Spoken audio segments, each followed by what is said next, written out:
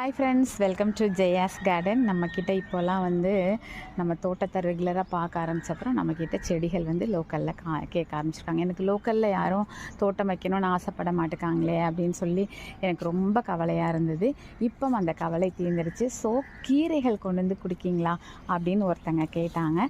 So இன்றைக்கி அவங்களுக்காக என்னெல்லாம் எடுத்துருக்கோன்னா, மணத்தக்காளி விதைகள் இப்படியே தான் கொடுக்க போகிறேன். இதை போட்டாவே வந்துடும். இது நருந்தாளி கீரையினுடைய விதை. இது வயல் பொன்னாங்கண்ணி. இது பச்சை பொன்னாங்கண்ணி. இந்த 3 4 5 எடுத்திருக்கேன்.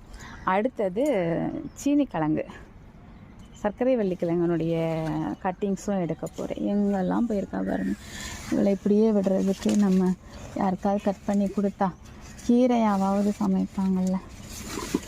ஆமாங்கடா, தரை தோட்டம் மாதிரி உட்காந்து அவ்வளோ பக்கமும் போங்க. வரேன், கத்திரிக்கோள் எடுத்துகிட்டு வரேன். இது ஆக்சுவலாக அப்படியே உள்ளுக்குள்ளேயே அமுக்கி விட்டு நிறைய வேர் போக விடணும். அப்போ தான் கிழங்கு அதிகமாக உருவாகும். பட் நம்ம உள்ளே தள்ளி வச்சுட்டோம், அந்த மாதிரி பண்ணதுக்கு முடியலை. ரெண்டாவது நமக்கு இப்போ கீரைகள் தேவை அப்படின்னு கீரைகளே இது பண்ண ஆரம்பிச்சாச்சு. அது உள்ளே போய் எல்லாம் பண்ணதுக்கு முடியாத அளவுக்கு உள்ளே இருக்குது.